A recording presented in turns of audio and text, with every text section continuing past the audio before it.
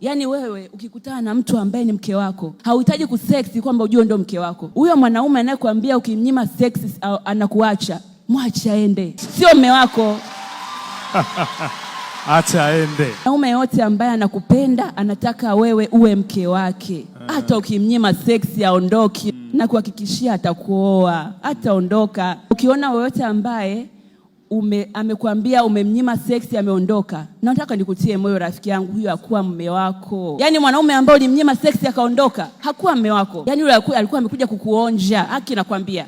Yaani yule alikuwa amekuja kufurahia ulivyo mzuri, kukufurahia maumbile yako, lakini ndani yake hakuwa anakuona wewe kama mke. Ndio maana alivyokikosa kitu ambacho kilimfadhabisha akufate, aliondoka. Alikuja kwa kukuseksi, akuacha atafute mke wa kuoa. Kwa nini sasa akuseksi alafu akuache? Kwa nini usimnyime? Alafu kama ni wako atastay, kama ni wako, kama sio wako amenyimwa seksi, alikuja kusurvey, ameondoka. Ndio tukufu wote unamrudia Mungu. Imeisha hiyo.